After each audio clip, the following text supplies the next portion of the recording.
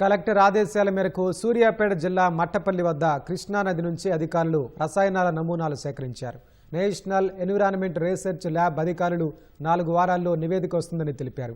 15 రోజులుగా కృష్ణానది నీటిలో పెరిగిన వ్యర్థ రసాయనాలతో నదీ పరివాహక ప్రాంత ప్రజలకు తాగునీటి సమస్య తలెత్తడంతో పాటు విపరీతమైన వాసన వస్తోందని అధికారులకు ఫిర్యాదు చేశారు.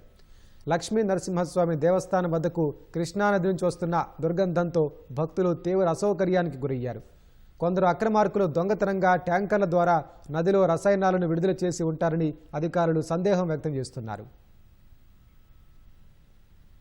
మనకి లాస్ట్ నవంబర్లో ఆంధ్ర ఏపీ సైడ్ తంగేడు విలేజ్ దగ్గర ఇది అబ్జర్వ్ చేశారు. వాళ్ళు ఇది కెమికల్ ట్యాంకర్స్ వచ్చి ఏదో కలిపారని చెప్పి అబ్జర్వ్ చేశారు. ఇమీడియట్గా వాళ్ళు ఏం చేశారంటే ఈ బ్లూ ప్యాచెస్ ఫామ్ అయిన తర్వాత వాళ్ళు ఏపీ పొల్యూషన్ కంట్రోల్ బోర్డు వాళ్ళు టెస్ట్ చేసి వాళ్ళు ఏం చేశారంటే వాళ్ళకి రికమెండేషన్ ఇచ్చారు. ఏమని మంగళ ట్యాంకర్స్ ఉంటాయి. సేమ్ టైం వాళ్ళు ఏం చేశారంటే వాళ్ళు గవర్నమెంట్ కూడా కలెక్టరేట్ వాళ్ళు పల్నాడు కలెక్టరేట్ వాళ్ళకి రాశారు.